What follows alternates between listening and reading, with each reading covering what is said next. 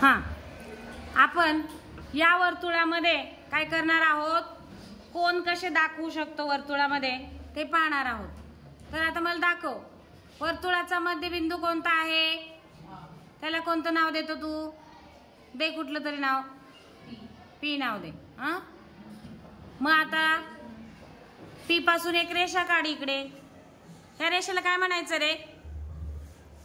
तिथून एक रेषा, त्रिज्या म्हणतात की नाही वर्तुळात, त्याला काय म्हणायचं? त्रिज्या. आणि जर पूर्ण इकडे काढली तर, काढ बरं, पूर्ण इकडे नेती रेषा जोड इकडं, याला काय म्हणायचं? काय म्हणायचं? मोठी रेषा, पूर्ण रेषा दोन्ही वर्तुळाचे बिंदू जोडताना काढली, याला काय म्हणायचं? व्यास. काय म्हणायचं? व्यास. अर्धीच रेषा असेल त्याला काय म्हणायचं? त्रिज्या. आणि पूर्ण रेषा असेल त्याला काय म्हणायचं? व्यास. मग आता वर्तुळाचे किती भाग झाले? 2 भाग झाले, बरोबर. तर याला काय, मग खालचा एक भाग, त्याला वर, त्याला काय नाव देणार तू? इकडं वर नाव देते तू, कोपऱ्यावर वर वर आणखी. हा, त्याला काय नाव देतो? एस टी लिही, वर लिहिली, सरळ लिही, पीच्या वर एकदम सरळ लिही, वर आणखी कोपऱ्यावर. हा, एस लिही. आणि तसंच खाली टी नाव दे.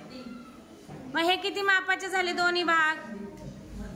दोन्ही माप किती भाग आहेत? दोन्ही भाग किती मापाचे झाले? 180. तिथं लिही एसच्या खाली 180 आणि एसच्या परत टीच्या तिथंच वर 180, बरोबर की नाही? मग आता मला 90 अंशाचं माप दाखव तिथं वर्तुळावर. 90 अंश किती येईल? हा, जो हा भाग झाला तो किती येईल? 90 अंश. म्हणजे 90 अंशाचा जो कोन होतो त्याला काय म्हणायचं? राईट अँगल, किंवा मराठीतून काटकोन आहे ना. मग तिथे लिहा त्याला, 90च्या वर लिखतो किती आहे? 90च्या लिही ना, काटकोन. हा, काटकोन. आणि ते 180चा कोणता कोण होतोय रे? सरळ कोण होतोय का विशाल कोण होतोय? 90 पासून 180 पर्यंत किती होईल रे? विशाल कोण. लिहा तिथं, काटकोनाच्या वरच लिहित नाव, इथे इथे इथे. काटकोनाच्या वर, काटकोन शब्द कुठे लिहा? तिथे लिहि विशाल कोण. आणि पूर्ण 180 अंश आहे तो कोणता कोण होईल?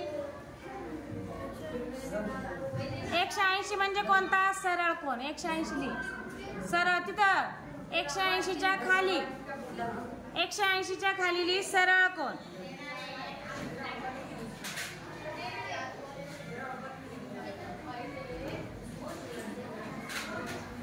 आता 180 पासून 360 पर्यंत कोणता कोण होईल? प्रविशाल कोण. मग ह्या रेषेला इथं लिहि प्रविशाल कोण. हा, तिथं खाली आणखी. हा, प्रविशाल कोण.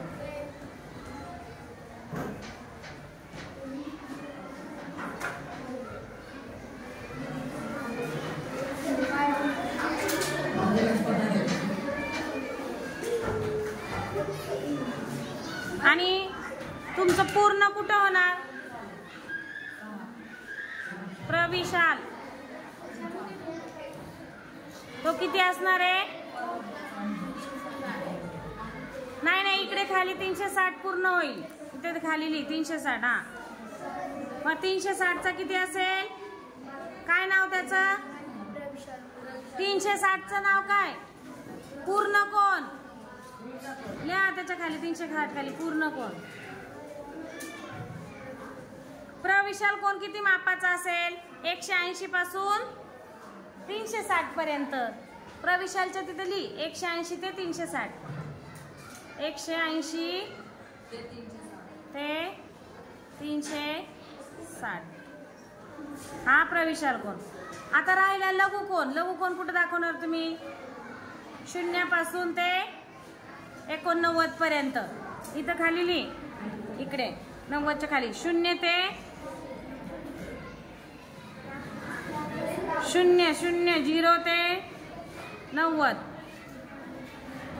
किती? कोणता कोण? लघु कोण.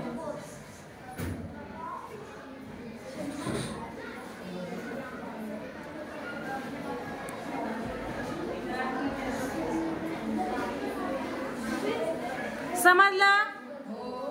पहा